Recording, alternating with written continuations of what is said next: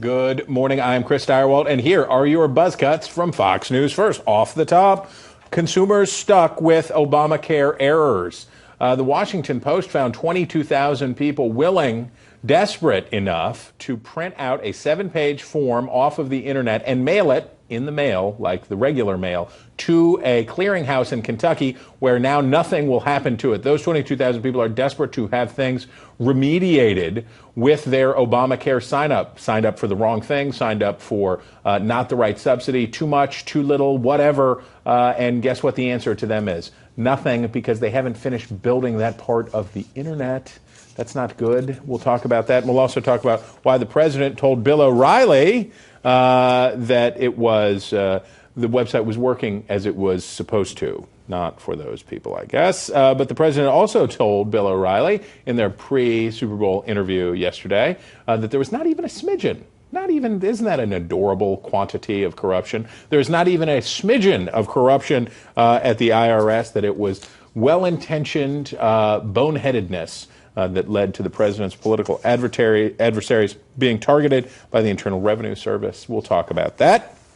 Hillary's gravity pulls dollars away from 2014 Dems. How great is the juggernautic Hillary 2016 campaign? How massive in size is Planet Hillary? So massive that its gravitational field draws in money that might go to 2014 Democrats. That is at least the surmise in the Wall Street Journal today. Whether that's true or not, or whether this is an overstatement based on grandiose thinking, we will test that. We will also look at the billionaires, the club of billionaires who are her prodigious backers. Up next, the ultimate agenda-driving machine. The Daily Caller checks in on the Center for American Progress, as they like to do a lot, and they found out that BMW, Bavarian Motor Works, is a big funder of the Center for American Progress, that then in turn touts BMW as being environmentally awesome. Pay for play? Who knows? Stop your Twitterpation. Last but definitely not least, what has become of the selfies of yore? Have you had a snoot full of popular culture's hotsy-totsy Twitterpation over technology-driven new words like selfie or the verbification of friend? The Oxford English Dictionary makes headlines each year when editors announce which bits of slang will be memorialized in the big book, eliciting lots of Twitter titters and semi-ironic gusts of generational pride. But how about the slang that time left behind? Flavor Wire knows, but you'd have to be blotto and a blind tiger not to see that the old words are tickety-boo compared to the new antiseptic neologisms that look like foozles today. But you would know that. You would have been foozled already if you were a subscriber to Fox News First. It's awesome. I'll just tell you that, Internet. It's awesome, and you can get it just by giving us your email at foxnewspolitics.com. But we're going to do it all right now because it's Power Play.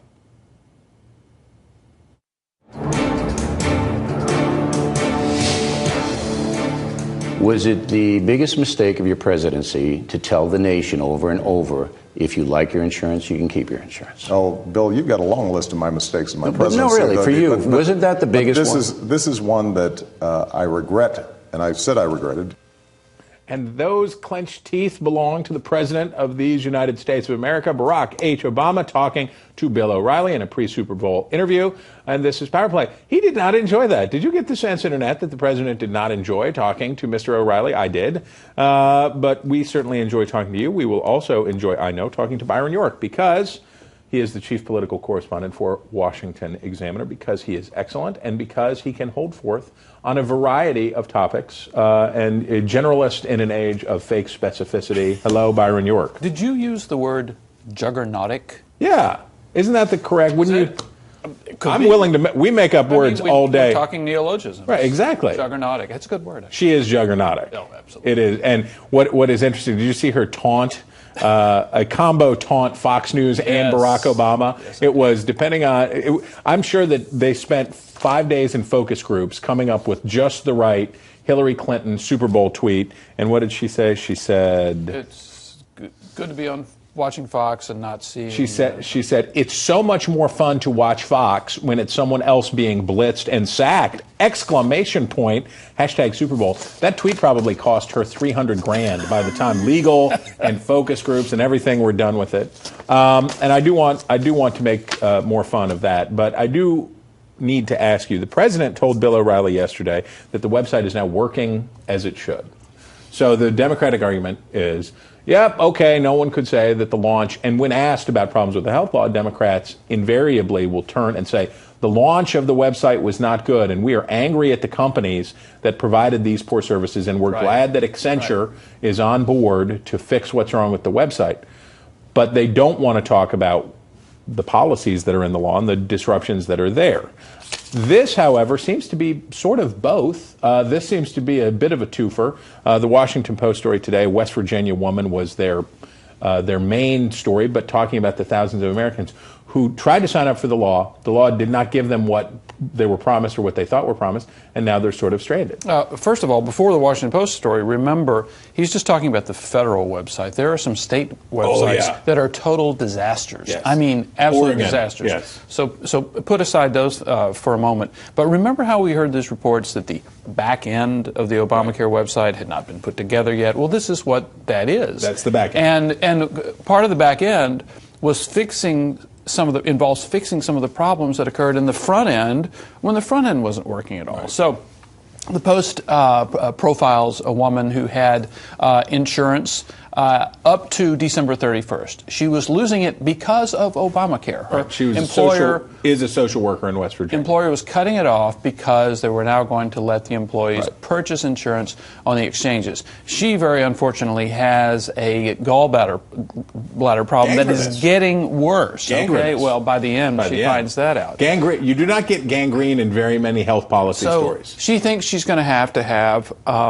surgery in January, so she wants to get that new coverage lined up, and it doesn't work. She's trying to get it lined up. She can't. She knows she's going to qualify for subsidy. That doesn't work. She goes through all these helplines, and they finally say, buy the more expensive stuff. I know. Just pay the whole price, and you can appeal later on, and they'll fix it. We understand your situation. Just buy the thing you can't afford, and then appeal it, and then the system will work out later. And now it's later. And it's her bad luck that her gallbladder was not going on Obamacare's schedule, and her condition worsened. She actually had surgery in late December, and then she later finds those gangrene, so she really needs health coverage and health care.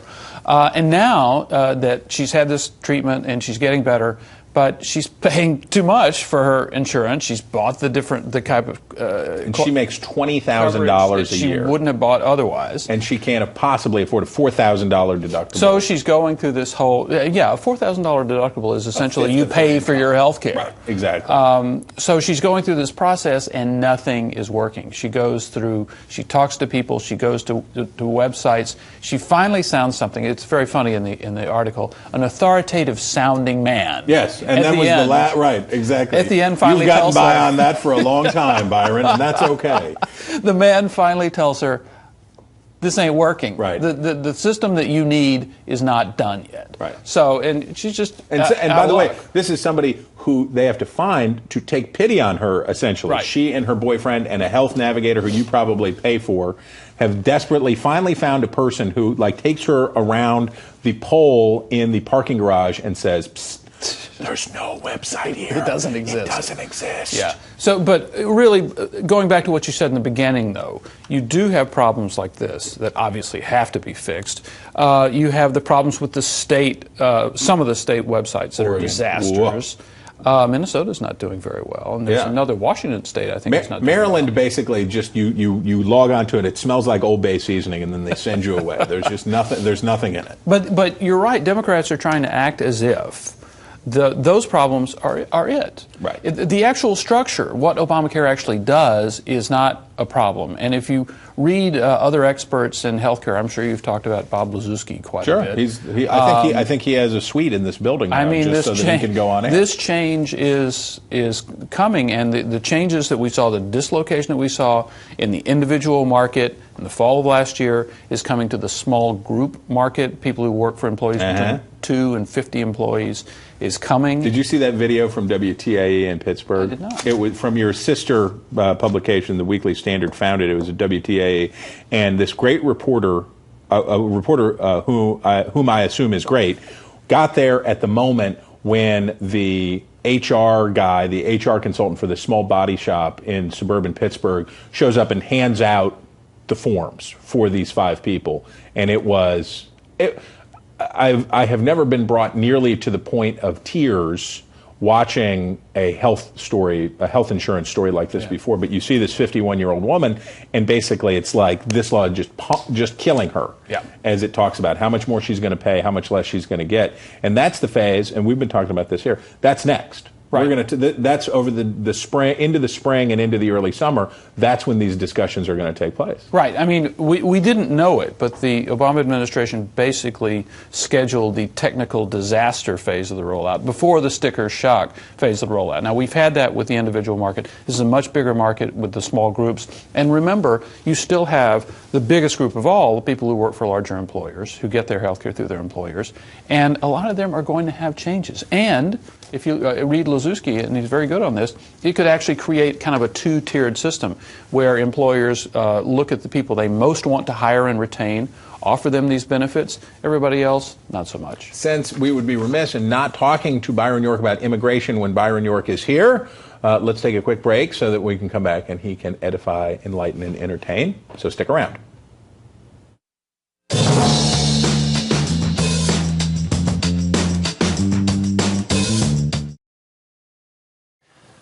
We don't know who's coming and going in this country, George. We don't have control of our border. We don't have control of interior enforcement. You just talked about the Boston bombers.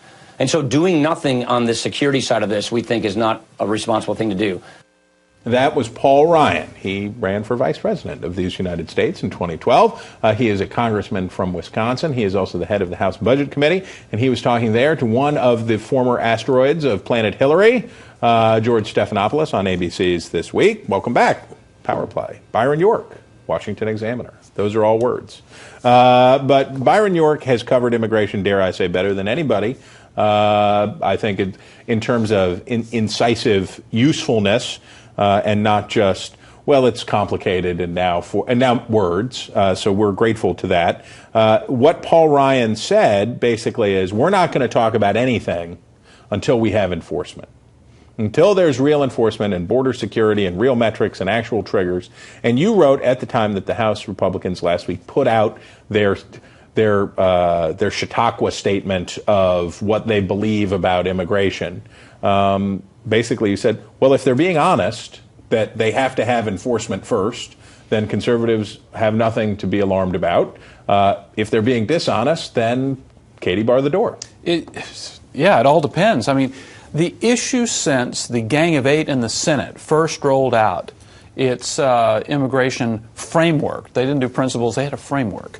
Back in January of 2013, the issue was always immediate legalization of the 11 or 12 million immigrants who are now in the country illegally. What's going to happen to them? Will you enhance border enforcement, create interior enforcement, and after that is done, after that's in place, after it's working, then proceed to some sort of process to legalize those 12 million.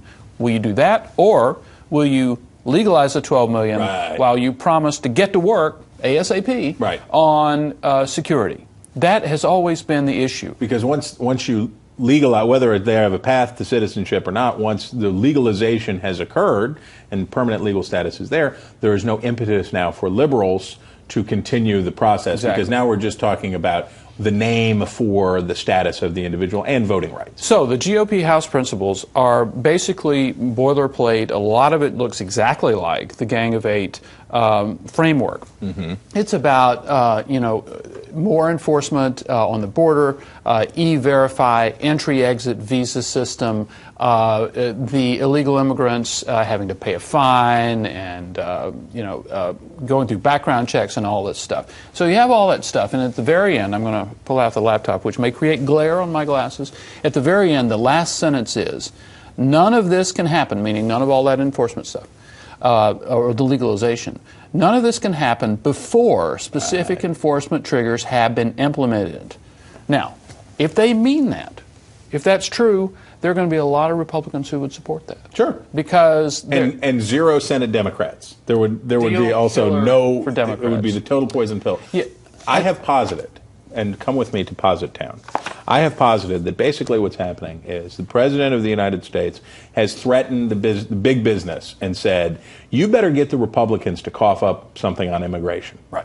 You better, or I'm going to find out that hotel workers, agricultural workers, and others, I will be suddenly shocked to find out that there are illegal immigrants working in hospitality and agriculture and other large businesses, at which point crackdowns ensue, which are very disruptive. Essentially, the president, and he said it in his interview last week with Jake Tapper, who has a Klugman look going now, but he says to Tapper, we can enforce. Basically, he threatens this unilateral action by the administration. Big business says to Mitch McConnell, John Boehner, and the Republican leadership, you better have something cooking, or we're not going to have anything to say if they try to crack down. This way we can at least argue for time. And the Republican leadership says to the rank and file, both in the Senate and the House, that, you know, maybe this is tough to swallow, maybe we don't want to do it, but if we don't do it, the president's going to do it unilaterally. He'll do it anyway. Yeah, so that is actually used as a kind of a spur to get people to act. But have to remember, though, in the Senate, Senate Republicans voted more than 2-1 against the Gang of Eight bill. And now Marco Rubio lamented, now regrets that he says the president doesn't have the basically says he doesn't trust Obama enough to do the law because of these trigger issues that you say. But the Gang of Eight bill has been passed. It's out there. And the nightmare scenario for Republicans who oppose this style of reform is that the House passes something, and then it goes to a conference committee, and what emerges is something that looks a lot like the Gang of Eight. But this may be enough, because here's the thing. The reason that the leadership can't exactly just ignore what the U.S. Chamber of Commerce says, aside from the fact that they probably agree with them, is this. They need the money from them not only to win in the general election, but also because we're going to have probably an unprecedented number of hotly contested Senate primaries this go around in places like Nebraska, Oklahoma, Mississippi, Kentucky, South Carolina, where you're going to have establishment pick, by which I mean people in elective office, versus insurgents, people who want to be in elective office, and that costs a lot of money. The interesting thing about the immigration fight is that there's almost no money on the anti-side. I mean, on the pro side, you have. And someone said that you know, the reason immigration reform is going to ultimately pass is because there's nobody willing to spend $100 million to try to stop it. And there are people who are spending that much, and they'd spend more to try to pass it. And I think that very much the same could be said about same-sex marriage, which is people who are opposed to it may be violently opposed to it, but it is a populist sort of thing, and pastors in the Quad Cities will write letters and they will go out and be active, but the people in favor of it will spend large sums of money, and if they don't get it in this election, they come back in the next election, and they'll keep pushing for it, And you have to remember there's been a change in the House in this immigration fight over the issue of citizenship, over whether there's a path to citizenship or a, quote, special path to citizenship. You may have some Democrats coming around to not insisting on any sort of path to citizenship. It's the ObamaCare theory. Remember, there were Democrats who said with Obamacare, just pass it. It's a starter house. We'll work it out. Just get it done, and then we'll start adding to it. As far as immigration is concerned, if you get that legalization, if you legalize the status of 12 million who are here now, and you regularize the arrival of new immigrants, then you can start talking about, my goodness, we have created a second-class citizenship. We need to fix that. We'll call it the Peter Tosh perspective on what to do about illegal immigration. Legalize it is what we will say. See? Byron York, we thank you for making time. Great to be here. Thanks for having me. He says. And Internet, you say it's great to be here, I hope. And I hope you'll say it is greater even still to be here when we come back, because we'll have a fun panel. And we will talk about Planet Hillary. We'll talk about Chris Christie freaking the freak out about his former appointees who has gone shopping with a story. We'll talk about all that when we come back, so stick around.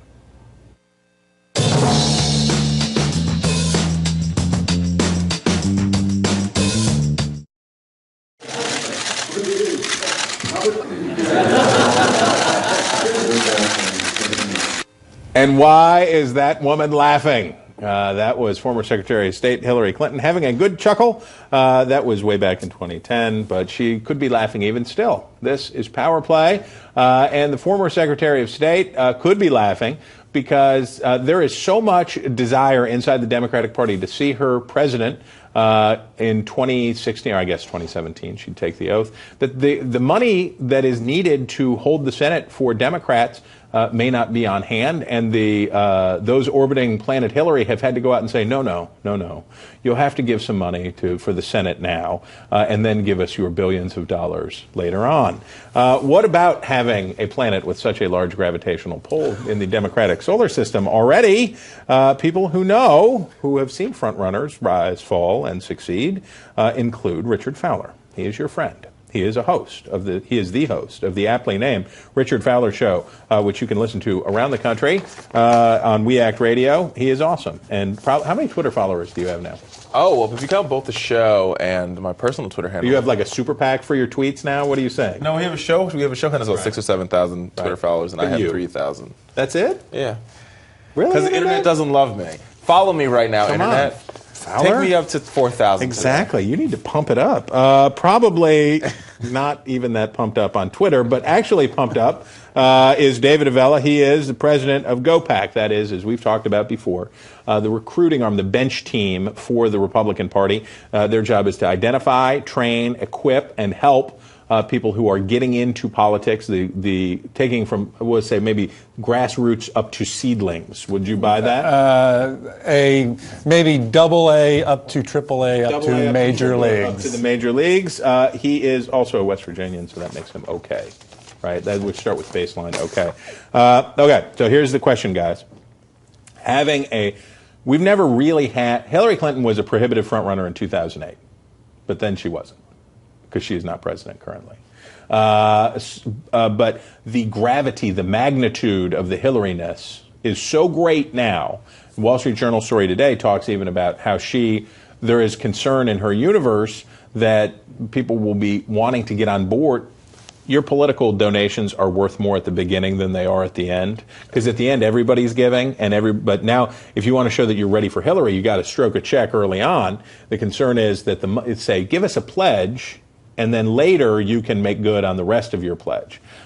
Is this something that Democrats reasonably should be concerned about? I think it's kind of hogwash, but I think it's hogwash too. I think. Listen, I said kind of hogwash. I think what we've seen from the Clinton machine, and I like the Clintons. I think she'd be a great. You mean this in the positive sense? Yeah, of machine, she'll be a right? very formidable presidential candidate. Right. And I think she's, especially with the fact that the Republican nominations is going to be so in flux, she can sort of walk into this, and I think so they're doing everything in their power to make sure they can get their base together and get their base out there and active and energized for a Hillary Clinton run for president. With that being said, the secretary herself has not stated that she will make a run for president, and she's sort of been sitting it out. Well, I think we'll have to see what happens. Will she go out in November, and will she campaign for...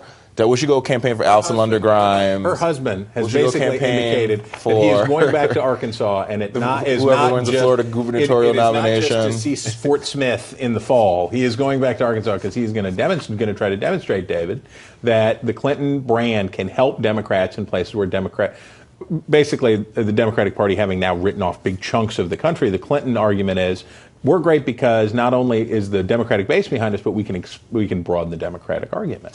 Well, and what the president will find out is Arkansas is not the Arkansas that he left many years ago, and that Hillary left to go run for Senate in New York, and that it is a very different Arkansas, one. Fort Smith, though, looks very similar, I will say. If you've been to Fort Smith lately, it does look very similar, but anyway. Two, and you referenced it, is that it's an acknowledgement on the Democratic funding side that this isn't going to be a good year for them. Well, that they've acknowledged they're not going to win the House, and that their candidates are so blah on the Senate side that they'd rather already start looking to 16, to Hillary. It also suggests the Democratic bench is so weak in 16 that they're going to go back to a person who was inevitable in 2008 until Barack Obama came along, and that there is no one that is Barack Obama come 16. There's a fairness about the Microsoft Zune effect. You remember the Microsoft Zune? It was going to compete with the iPod, and they had this big launch, and they funded it. And I don't know whether the Zune was a good product or not, but it felt very corporate. It felt very like, hey, kids, drop those iPods. Check out the Zune. Isn't there sort of a Zune effect here? There's two things. One, I think if you talk to the folks in Arkansas, some of the same issues that we're talking about here in Washington affect them. One, raising the minimum wage is a big deal in Arkansas. They have a Democratic governor, and he's been reelected twice. He's on his second term. So I think that there's some argument to make that I think the populist message works in states like Arkansas, works in states like Texas, and I think that's what Hillary Clinton's going to play to. We're going to continue to check in with Fowler on the Fowler theory of red state Democrats and populism, and there's some ballast in there. So, but I have to ask, we're running out of time. Chris Christie, David, freaked out basically on David Wildstein, who was a former aide, not a former aide, but somebody he appointed to Transit Authority. It seemed a totally disproportional response over the weekend. Wildstein, who is facing eventually probably criminal charges for these lane closures and dirty tricks during the New Jersey gubernatorial campaign. Why did they swing so hard on that? It was like the Team Christie, it's like you're supposed to say, oh, we feel bad for David. He's going through a very difficult time, and we wish him all the best. Instead, it was like just total freakout. Well, you followed Chris Christie long enough. That's not how Chris Christie is.